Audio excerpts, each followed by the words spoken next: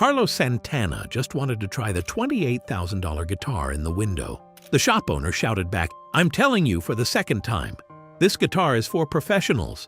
Beginner guitars are over there." Victor hadn't recognized him. He was throwing a legend out of his store right in front of everyone. But this was only the beginning. The man was about to make the biggest mistake of his life. August 4th, 2001. Hollywood Boulevard, Los Angeles. Carlos's only plan that Saturday afternoon was a quiet walk. The LA leg of his tour had wrapped 2 days ago. The 54-year-old had given the whole day to himself. No press, no lobby, no appointments. He slowed on Hollywood Boulevard, then stopped. A sunburst guitar sat in the window, maple neck worn by the years, glowing with a honey-colored warmth. But the guitar wasn't the only thing that stopped him. His fingers slipped into his pocket. Inside was an old pick, corners rounded smooth by decades of use. His thumb found the tiny notch on its surface, that familiar ridge against his skin. The same pick that once sat in the palm of a boy playing for tourists on the streets of Tijuana 43 years ago. Same hand, same pick, a different window. The shop was called Vintage Crown. 2 blocks off the boulevard, even the door chime sounded different. A guitar tone the owner had tuned himself. Inside, the heavy scent of polished oak hit you first, then the soft bitterness of aged varnish underneath. Handwritten cards in front of the glass cases told each guitar's history, who played it, which tour, which studio session. One detail was missing: the price. This wasn't a store, it was a collection. The owner, Victor, was 62. Tall, slim, silver hair combed straight back. Always a black vest over an ironed white shirt. Tiny guitar figures on his cufflinks. Hidden unless you looked. The day a customer noticed them, Victor counted as a good day. When he spoke, every now and then a word would land with a tone that carried a faint trace of another city 30 years back. But Victor had spent years scrubbing that accent clean. Carlos stepped through the door. It took Victor 1 second to size him up, head to toe. He was behind the counter with another customer from Beverly Hills, a well-dressed man in a vest like his own. The kind Victor called a real customer. His name was Harrington. While Victor tended to Harrington, his eyes kept drifting back to Carlos. In Victor's mind, this man couldn't afford the guitars he was heading toward. Carlos walked to the $28,000 Fender Stratocaster in the window, a small notch on the lower edge of the maple neck, a mark from a previous life. He'd gotten close enough to almost touch the neck through the glass when Victor excused himself from Harrington and moved toward him. Quick steps, soft voice. "Beautiful guitar, isn't it?" he said. "This section is by appointment only. We have more suitable options up front. Beginner and intermediate." He looked Carlos up and down one more time. Carlos was quiet for 2 seconds. He nudged his hat back with one finger. "You're right," he said, warm, gentle. "Maybe the front is better for me." They walked to the front together. Epiphones, Squiers, a few second-hand Yamahas. Carlos asked before pulling a Yamaha off the rack, "May I touch it?" Victor warned, "Be careful." Carlos didn't play. He held the guitar in both hands, weighed it, ran his fingers along the neck, then slipped the strap over his shoulder without hitting a single string. He did this with every guitar, the $200 ones and the $28,000 ones alike. It was respect. Behind the counter, Nathan was watching. 25 years old, music degree from Berkeley, but when the money didn't come, he'd packed his dreams away 2 years back and taken the job at Vintage Crown. Something nobody knew: small calluses on the fingertips of his left hand. 9 months since he'd quit playing, and they still hadn't faded. He didn't want them to, even if he couldn't admit that to himself. Nathan had caught something in Carlos's posture that everyone else missed. The angle of the fingers, the wrist position. That 2-second pause before touching the strings, like he was asking the guitar for permission. These weren't beginner movements, but Nathan wasn't sure yet. The pieces were all there. right in front of him. They just hadn't clicked. Across the room, Victor had pulled the Stratocaster from behind the glass. "Here you are, Mr. Harrington. Prepared especially for you, sir." He plugged it into a small Fender amp. Same guitar, same counter. The appointment rule from 5 minutes ago didn't seem to apply here. Harrington picked it up and tried a simple blues lick. Fingers on the wrong strings, rhythm off, one string flat. He didn't notice. Victor didn't flinch. "Beautiful feel, isn't it, sir?" he said with a polished smile. "You play very well. You won't find that vintage tone in any other guitar." Harrington forced a smile. He knew he'd played badly. But part of him liked the flattery. And rather than sit with that, he dropped his eyes to his phone. Here's the thing. 2 worlds were running in the same room. In one, money talked. In the other, a quiet man just wanted to try a guitar. Carlos watched them from the front rack. He hung the Yamaha back carefully, then walked toward the counter. Slow steps, straight shoulders. He stopped beside Harrington, looked at the Stratocaster, turned to Victor. "May I try this guitar too?" Second time asking. No anger, no edge. Just the question. But his eyes didn't leave Victor's. Nobody saw it coming. Victor exploded. His voice hit a volume Nathan had never heard from him. "I'm telling you for the second time, this guitar is for professionals. Beginner guitars are over there." The air in the shop changed. Harrington froze with the guitar in his hands. The young couple behind the racks leaned out. A woman at the door let coffee drip from her paper cup. And Nathan, from behind the counter, finally saw Carlos's full face beneath the hat brim. Hands, posture, that guitar hold. And now the face. Something clicked in his head, but he couldn't name it yet. Carlos didn't move.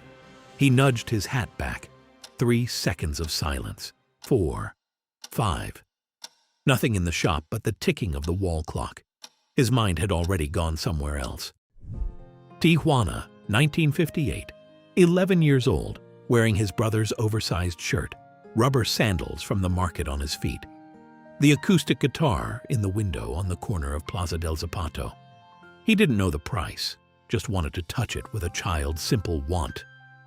A faint mariachi song leaked from the radio on the counter, laced with copper wire static.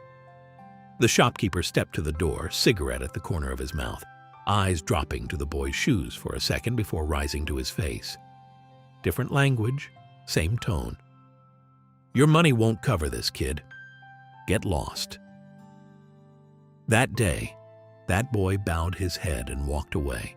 To the corner, then he ran, all the way home. But today, this man wasn't walking away. Suddenly, Harrington stepped forward. "Let him try it," he said, halting, but clear. "What's the harm?" This wasn't a favor to Carlos. He'd swallowed Victor's false praise a moment ago. Swallowing someone else's humiliation, too, was more than he could carry. Victor pursed his lips, hesitated, then handed the guitar over. "Be careful, neck's delicate. Don't lean on the tremolo." Carlos took it with both hands. No turning back. He didn't play, not yet. He ran his left hand along the neck, fingertips on the bare maple, weighed it, settled the strap. All of it in under a second. But Nathan felt something tighten in his chest. The difference between someone who knows guitars and someone who speaks to them. He pulled the old pick from his pocket. Worn corners, years etched into its surface. His eyelids dropped halfway. At that exact moment, Nathan's hand slipped to the Fender Blues Jr. behind the counter and flipped it on, volume at 0. So quiet nobody noticed. Carlos plugged in, turned the volume to 2. The amp's warm hum as it heated up settled into the silence like a pulse. What happened next would stay with everyone in that shop for the rest of their lives. The first note came, not flashy, not ordinary, the opening of a chord. Warm, long, promising more. Nathan recognized the melody. At Berkeley, they'd studied this piece, and his professor had said, "Only one man in the world plays this opening like that." Every piece of the puzzle snapped together. Carlos hit the second note, then the third. The opening of Europa. That track from the Amigos album. Every note climbed, like a weight lifting off someone's shoulders. Harrington set his phone down, took off his glasses. He needed them to see, but this sound wasn't talking to the eyes. It was talking to the heart. The young couple behind the rack stood frozen, the girl gripping the boy's arm without knowing it. The woman at the door set her cup on the floor and stepped inside. A phone went up to record, then another. Carlos played with his eyes closed. Left foot keeping a quiet tempo, shoulders swaying. His right hand had abandoned the pick for bare fingers. His touch on the strings was so slow the sound wasn't a note anymore. It was a breath. Nobody saw this coming, least of all Victor. 30 years of guitar sounds in this shop. Jimi Hendrix, Ozzy Osbourne, John Sykes, Bob Weir, Johnny Cash, Jimmy Page. Legends had walked through that door, but this sound belonged to none of them. This was a guitar speaking like a human being. Nathan held his breath behind the counter. Every puzzle piece had finally fit. Carlos played the last note, long, trembling, fading slow.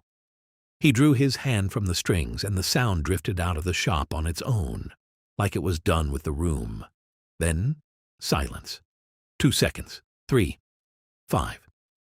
From outside, the sounds of Hollywood Boulevard, a distant trumpet, a car horn, heels on the sidewalk. The world kept turning. Inside the shop, it had stopped. Carlos opened his eyes, slow, like waking from deep sleep. He looked around, that half smile at the corner of his mouth. Nobody clapped. This wasn't a clapping kind of moment. Nobody wanted to be the one to break it. Nathan stepped out from behind the counter. "Mr. Langford?" His voice shook, but held steady. Victor couldn't look away from Carlos. Not for a second. Nathan said the words Victor would carry for the rest of his life. "This gentleman is Carlos Santana." The mask fell. Victor went white. He reached for the top button of the vest he'd buttoned with care for 30 years and pulled it open, like he couldn't breathe. His knees softened. He caught the counter. His voice barely carried. "I was just about to throw Carlos Santana out of my store." A 30-year-old door in his mind swung open. Sunset Strip, 1971. One suitcase, $300 in his pocket, a broken accent on his tongue. The man behind the counter at the first guitar shop he'd walked into had heard him speak and cut him off. "I can't understand you. Go learn English and come back." That sentence had lived inside Victor like a scar all these years. Scrubbing his accent, putting guitar figures on his cuffs, sorting people into real customers, and the rest. None of it had touched the wound, just painted over it. And the words that had come out of his own mouth minutes earlier were the same words, in a different accent. One word fell from Victor's lips. "My God." Carlos held the guitar out to him with both hands. "Beautiful guitar," he said. Same gentle voice. "Great tone. The sustain is extraordinary." Victor took it with trembling hands. "Mr. Santana, I don't even know how to begin to apologize." Carlos paused. "You were doing your job, protecting an expensive guitar. I understand that." A beat. "Your only mistake was judging a man by how he looked. But that's something we all learn, one day or another, isn't it? What matters is not doing it again." Victor bowed his head. A drop landed on his vest. Carlos didn't dwell on it. He picked the Stratocaster back up. "How do you describe this guitar to your customers? The build, the history, technical specs." Carlos nodded. "Those matter. But a man buying a guitar isn't buying history." He played a few notes. Simple, plain. One he struck hard. The tone bit. The next he brushed with his fingertip. The tone softened. The third he bent. The tone turned sad. "Every guitar has its own voice," he said. "This Stratocaster can talk. Tell your customers that, they'll buy it." He set the guitar back, touched the strings one last time, turned toward the door. At the threshold, he looked back at Nathan. "You switched on the amp, didn't you?" Nathan's throat tightened. "Yes, Mr. Santana." "You play guitar too, son?" "I used to. I quit." Carlos glanced at the calluses on Nathan's left hand. Half a smile. One word. "Don't." That single word would echo in Nathan's ears for years. That night, Nathan pulled the guitar case from behind the closet. The zipper had rusted. Inside, a Telecaster that hadn't been touched in months. He sat down and played. It felt like starting over. By the third song, his fingertips burned. He didn't stop. 3 hours. At midnight, he looked at his hand. The skin around the old calluses had gone red. They were coming back. A month later, he left Vintage Crown. Within 2 years, he'd joined a small blues band, playing 3 nights a week in the backstreet clubs off Sunset Strip. It would never be a big career, but every time he thought about quitting, that one word came back. Victor's mistake that day changed everything. The appointment system went. The beginner level sign came down. He started asking everyone who walked through the door the same question: "What kind of sound are you looking for?" Sometimes, when the shop was empty, he'd stop by the Stratocaster in the window and remember, not the day he arrived from Liverpool, but the day Carlos played Europa. The guitar is still there. Price tag still reads $28,000. Only one thing changed: the handwritten card beneath it. Victor wrote it himself, sat at his desk, picked up a pen, wrote it 3 times, crossed it out 3 times because he couldn't find the right words. Then his hand steadied, and he wrote it in one pass. This guitar was played by Carlos Santana, and he reminded us that an instrument's worth isn't measured by the price tag alone. That guitar still stands in the window of Vintage Crown, with the card Victor wrote beneath it in his trembling hand. Carlos didn't just play guitar in that shop. He gave 3 people: a man who'd forgotten his own wound, another who'd believed a lie dressed up as praise, and a kid who'd packed his dream into a closet, a way back to themselves, without a single lecture. In a moment, we'll say goodbye with one of Carlos Santana's own words. We make these videos to pass on what lives inside Carlos Santana's heart to the next generation. If you'd like to support us, subscribe and leave a like. Let's close with something Carlos Santana once said. Something worth remembering. The most valuable thing you can have is a completely open heart. The strongest thing you can become is an instrument of peace.